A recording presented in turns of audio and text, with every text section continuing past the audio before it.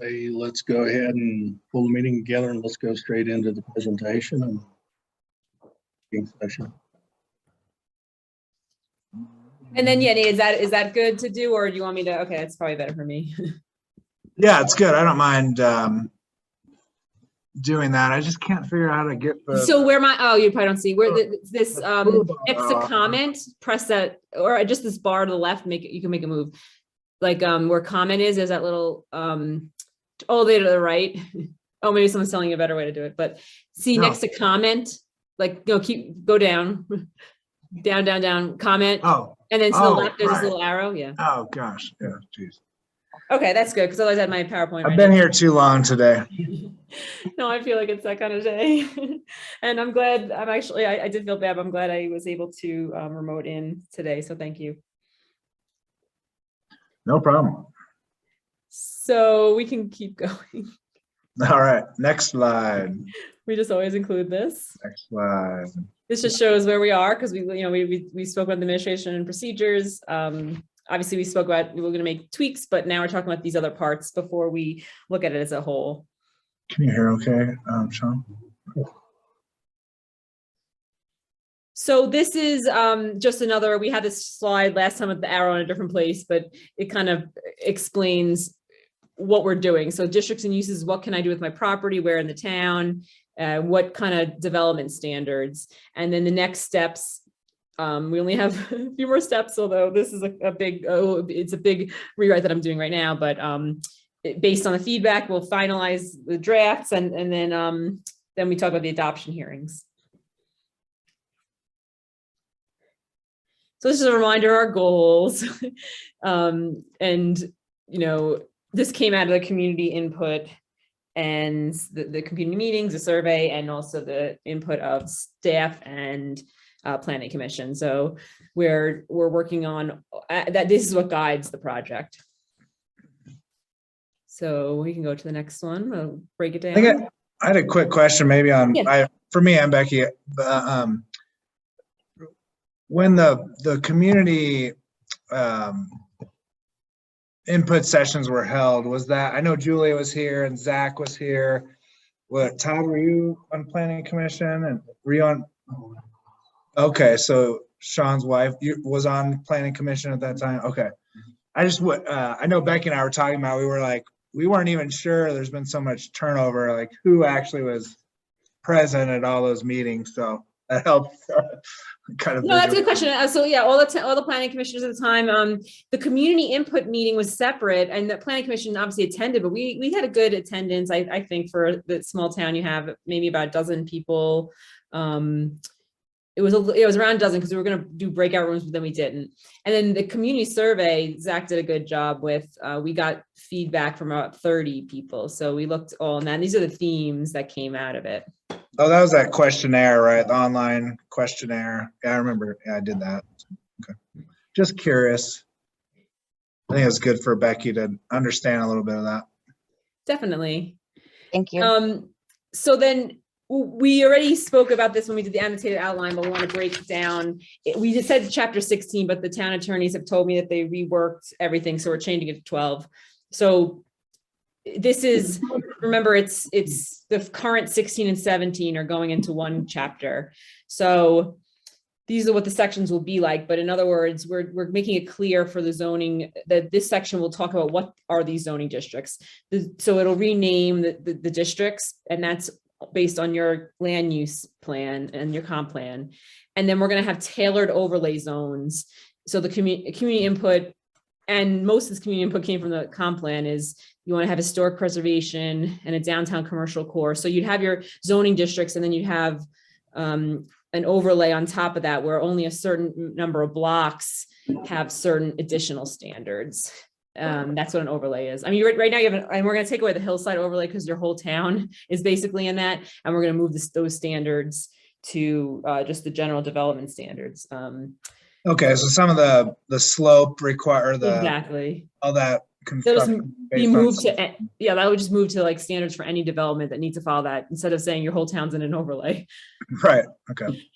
And then the dimensional standard we'll talk about. So this just goes into, this is just a summary from the land use plan. What those 6 zone districts will be based on the land use, the land use plan from the comp plan. And the map, the map is, remember, after the zoning map is after the zoning, after the land use code is adopted. And I will give you, Nate, I still have what Zach put together. I was going to re-forward it to you so you have for a future implementation, either a planner or even just having Logan Simpson, because they created that plan, help with that. But that's just what the current the properties were already designated in that plan. So it's pretty easy to incorporate for your future land use map. Yeah, I can, and we have the good GIS software now, so. Oh yeah, now looking at you with that, so yeah. Yeah, so we can easily update that map. Question, right now, so I guess this is kind of a dumb question, but right now, all of like the public buildings are mostly in the business zone.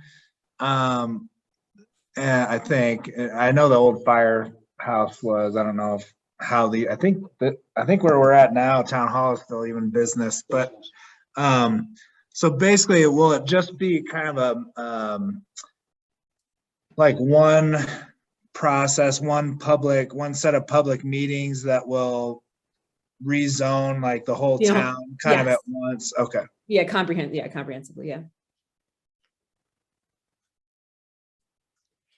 So this is, again, I was telling you, Nita and Chairman Dixon, that a starting point, it's based on your current standards and then what other communities do, but I definitely want feedback here. Like I said, this is where I would like have feedback from planner, but the community, you guys are very active and engaged in your community. So this is what it's to show you, look, we're gonna actually have a table, and this is a starting point for the standards. So you can, obviously look at it, get back to me. It's just to show that we're gonna at least have a table. We said that with the soul rewrite, we're gonna incorporate tables for people to look at easily. And I'm probably gonna have the other 2 zones, even park and open space, because but that's only some of these would be filled in for that. So this is more to keep everyone focused on these 4 districts. We were talking a little bit about the maximum lot coverage. Is that something that I should try to analyze somehow? Because we do, with the GIS software, we do have building footprint layer from Logan Simpson, I believe, and we do have, parcel lines, obviously, but it would help for the last 3. So for the first, that's a typical for a single and 2 family, even lower, but I thought, it's at least that allows, kind of maybe people could give feedback if that makes sense, that's usually around what residential neighborhoods are. I would like to know, are these realistic for your multifamily business and public facilities, or is it more of the coverage, especially your your business, your downtown area, or multifamily? A lot of our commercial places are like probably 80-90% right, or more, maybe even, I don't know. It's and then the other thing we may want to think about is this would be for like new building, right? And we don't really have like a land urban interface stuff, and so we want less lot coverage to try to help with fire mitigation. Right, because we know everything's pretty much non-conforming, grandfathered in, so to speak, right? So there's not a lot of new lots to be built. Most of the lots that are available are not buildable. Right. They're just right, according to our current code anyway. Yeah. Well, even according, I know the properties behind us that have recently sold. My builder said no, it's not buildable. And so the builder. Oh, just based on slope or based on rock or. Then think if you're gonna, what your neighboring communities, if you're gonna annex, and then also think about accessory dwelling units. So maybe you want to increase the lot coverage even in the residential, just to permit someone from building that accessory dwelling unit. So those are the type of things that you could think of, even if most lots aren't, you know, buildable, but they still can maybe add on, you know. Okay. I may want to, for example, just kind of keep what's there. And then as we get new building things coming in, if we run into issues, then we'll increase. You could also consider deleting that section, that row, because not every community has it. It's just to think, you gotta think about the future. Yeah. And Well, We just don't have that much buildable area. we don't. Yeah. And then if we do get people, the other thing to keep in mind is every time we put up some kind of structure or pavement or whatever, we're gonna have runoff. And, you know, how much additional rainwater runoff, basically. Yeah, I mean, yeah, we have to have standards, but I just don't think it's gonna end up being an issue. Yeah, We just don't have I think you're right. buildable land. This place has hardly changed since I was a kid. Yeah, I mean, my wife and I were fortunate. We were almost buildable. Right. And so, yeah, just the basic construction, getting anything built. You know, if people do manage to come in and get something built, a multi-million-dollar homes, because it's going to be hugely expensive to Yeah, I go mean, in. run into a situation, yeah, they build a multi-million, you can have a multi-million-dollar septic system, No, you know? yeah, it's Yeah. Self-limiting. it's self-limiting. right, so then think if it's something that you would like to have or just delete, I think it sounds like you, for safety reasons, you want to keep, and then think of, I mean, in comp plan, you spoke about this about commercial development, so maybe you want to have a higher lot coverage. Should there be a little bit more commercial, you know, development versus, you know, versus what you're gonna have in the residential. Okay. And we may want to think about upping the business coverage. Right. But I Food for thought. we can always comment back on that. Yeah. Okay. Okay, perfect. So then the next article that we're tackling is the use regulation. So that follows the zone districts, but it's just separating to say, well, what's allowed in each zone district, what's permitted, prohibited, and conditionally permitted. And then we're creating a table. Again, there's no table at all.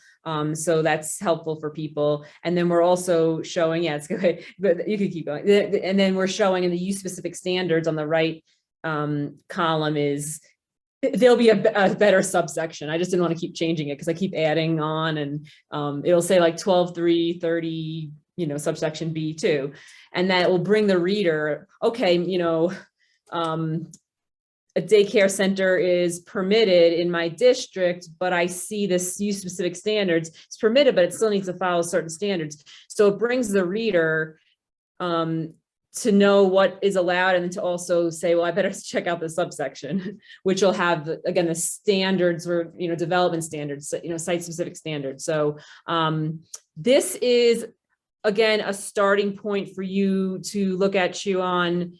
I already have some comments as to what doesn't work.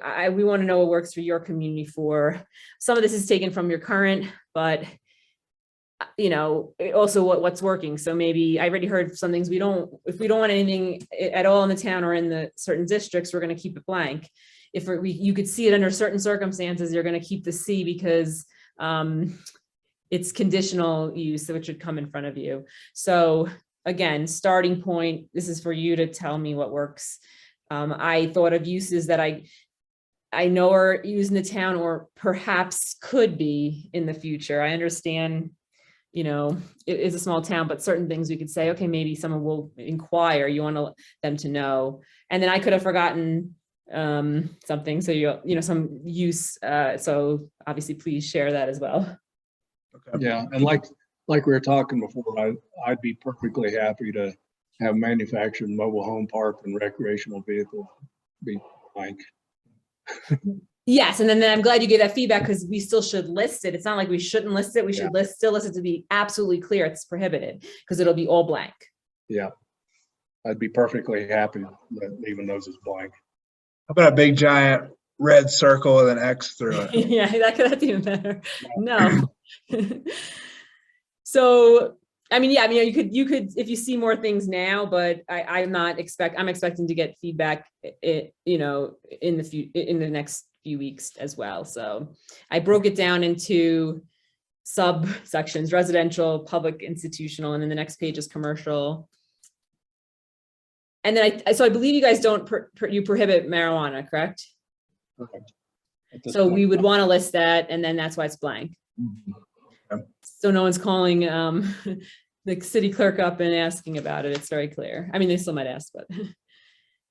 And then industrial uses, I know, again, small town, but certain things certain things I could see. Storage and warehouse, utilities is public utilities, for example. Excuse me. And then this is something a lot of times, this is a separate table, but it makes sense, I think, to put it all in one. You have your principal uses, and then someone can know, what about accessory? So we spoke about accessory dwelling units. We're going to have site specific standards that make sense. And then you'll give feedback on that. But I think one thing is, again, we spoke about no short-term rentals in an accessory built dwelling unit, an ADU people call it. And then just being clear that a home occupation is permitted, but do they need to, there'll be certain standards that are typical for that type of thing. And then temporary activities, a lot of communities, I actually have to see if you guys have a mobile vendor, but if you do, it would be conditional, go through a certain process. That way, just anyone who thinks about a use, even though these accessory and temporary uses are usually not in this type of table, but again, we're trying to make everything simplified for people and then bring the reader to the where they should go. Right now, our code talks about a mobile food vendor or a peddler. Yeah, a lot of codes have that language, just no one uses that word anymore. It's pretty old school, I guess, but yeah. So, but that we do require basically an annual license for that. Right, so that's usually the business license, and that's how is my other code. So it'll refer to that section, which the town attorney sent me the new layout of the code. Oh, good. Yeah. Okay. So development standards are the next thing. Making it, again, people said make it easier to develop what the community wants, but also the type of standards you want to have. And this is, again, for new development, but it's important, it's important to have in your code just in case you grow, and just for if someone wants to renovate things, to kind of have what you want to have all in one place. So these are the things that come from the comp plan and also from the public input. What's important to Green Mountain Falls to like reduce the barriers. I mean, we spoke about fences, like it shouldn't be so hard to put in a fence to your house, but also natural areas, hazards. So that would be like sloping, the flood provisions, more scenic downtown. That goes back to what standards will be on for the historic preservation overlay. So this just guides our conversation.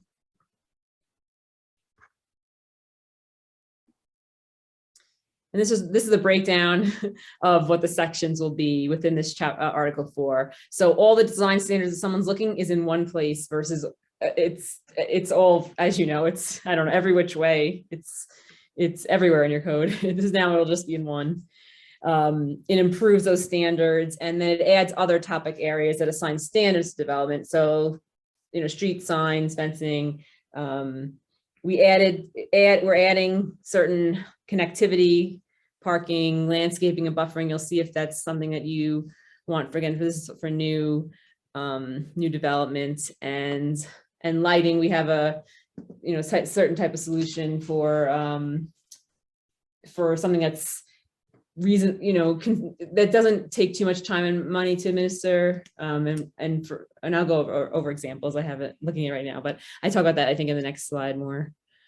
So these are just specific examples of what we do in the development standards. So update sign regulations. Your sign regulations are still outdated.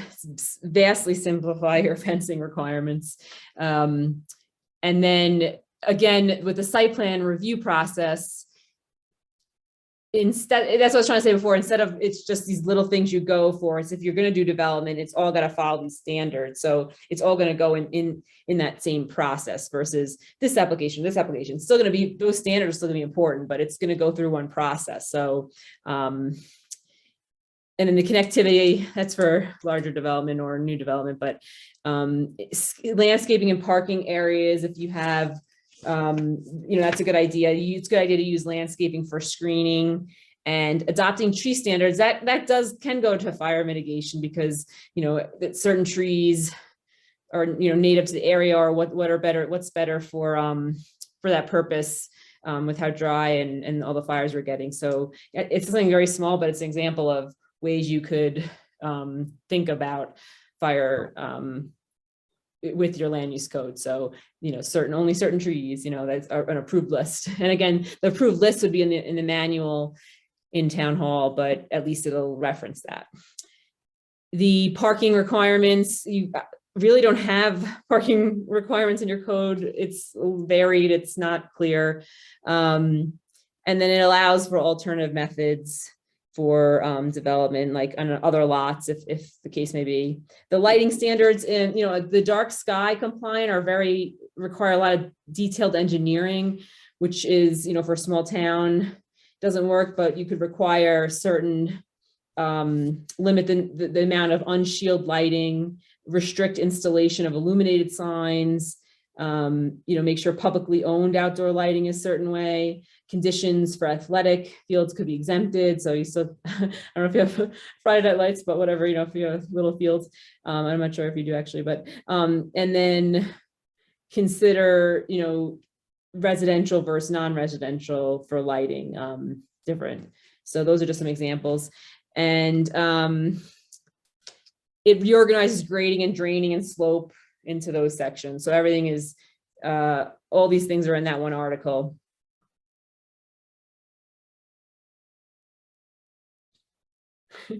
This is where I just see if anyone has, you hear those standards. Again, it's facilitated to share now or share in, a few weeks. What is important? What's most important? You could have standards for everything. What's most important? So I'm in this section. I kind of had to have like an outline so far, because I'm like waiting to see. There's so many different ways we can go, and I could just start still including the parts that we spoke about for certain design standards, and see what you like when you see that. But it's better to say, this is what I want to see. Make sure I see in new development, or in the commercial core, or in the historic. Or, we shouldn't be regulating what trees are installed. So that kind of thing. Subdivision is more nitty-gritty with the specific standards. It's all in one place. It's in two places. The procedure we already spoke about, that's in the administration and procedure, but the actual requirements are all going to be here. More codes are moving towards this subdivision should be in a land use code versus, you have the zoning and the subdivision and separate chapters. It should be all looked at together.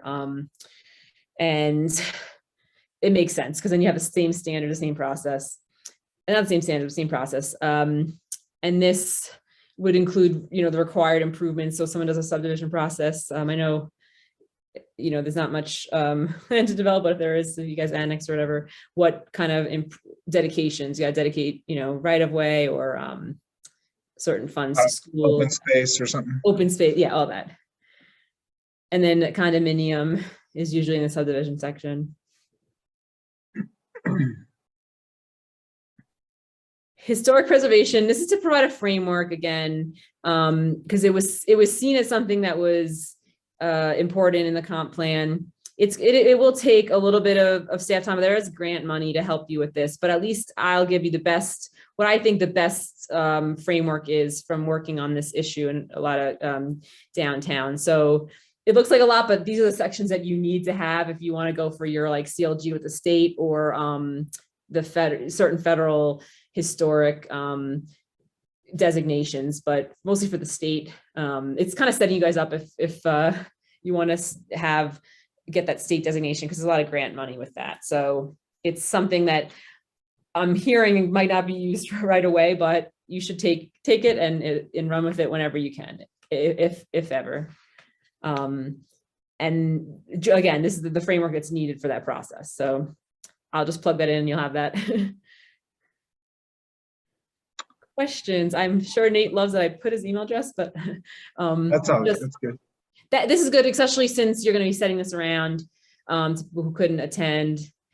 Yeah. It's more, and I should have put questions and feedback. Well, on the next page I put feedback. It's more not questions, but we want feedback, direction, ideas.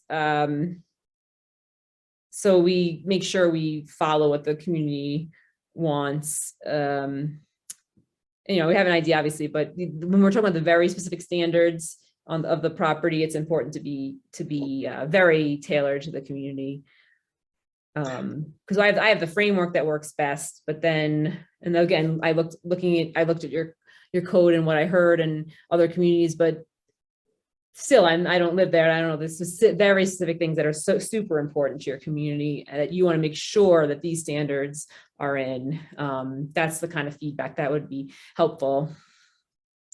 Can you explain again, just for, I get mostly for Sean and Becky, but for me too, about the administrative, what do we call it, manual, what did you call it? I think I call it administrative manual. Okay. I speak to that because I speak to that and the importance of that when we spoke about when we did the outline, because the importance of it is the submittal requirements, fees, policies that don't necessarily need, that will make administrative manual, we call it. It gives a staff more flexibility to make updates. You could just update on the website. I mean, maybe your attorney will want you to approve it on, you have a resolution. Not all towns even do that, but it's things that you could just quickly make a change based on changing times and needs of the town versus what needs to be in a code. What's required to be submitted in an application, it doesn't necessarily need to be in the code. A lot of codes are pulling that out. It doesn't make sense to have this clunky, outdated,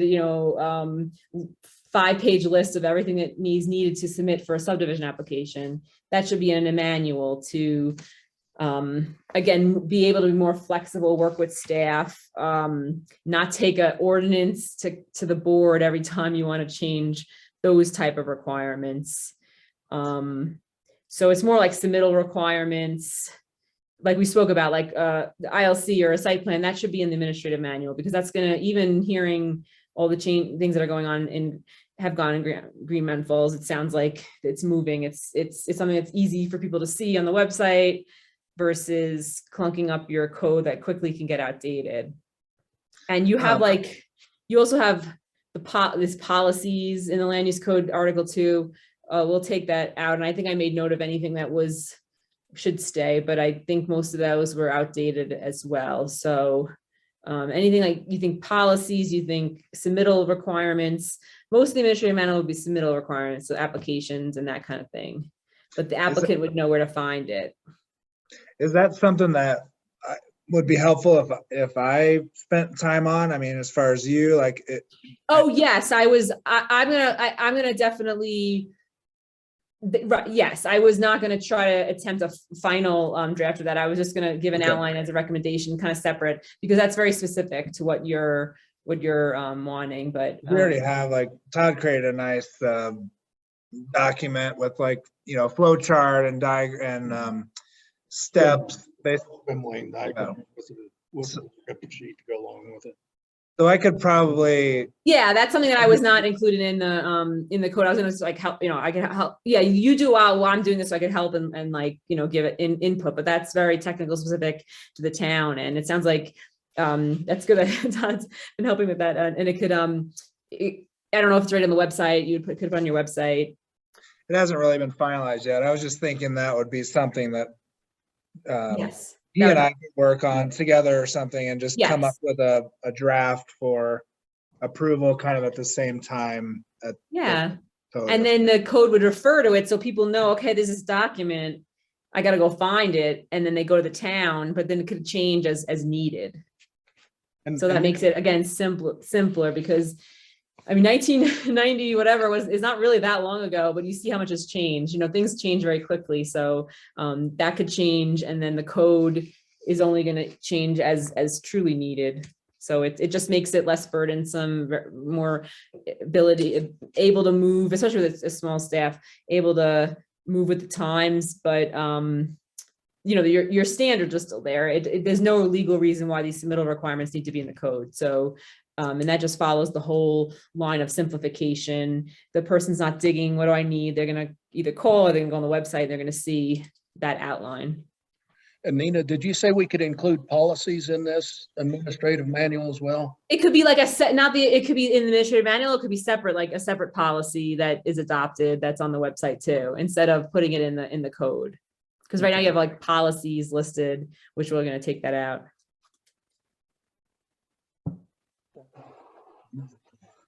Slowly. So yes, to answer your question, but you could also probably maybe want to separate an administrative manual from a certain policy just for clarity, but yeah, those kind of things don't need to be in the code. Okay. All right. Got a February 14th. Yeah, so I'll send out this. And those good that people have a deadline, and then I know that you know that okay, I got all the comments or I'll figure no comments are coming after that from Nate, and then have a final draft, which you know we'll send around, especially to Nate and Chairman Dixon, anyone else who's interested, before we have a final, which is what is like going in front of the boards for the official process, the public hearings. And then so I'm sorry. So with that final draft, there'll be like a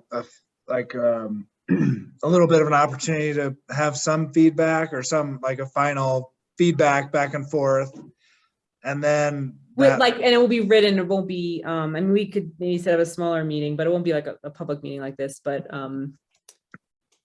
then yes, and then before the final, where it's a public hearing, but it's to get you really want to be very close to what you're adopting for that last step. Yeah,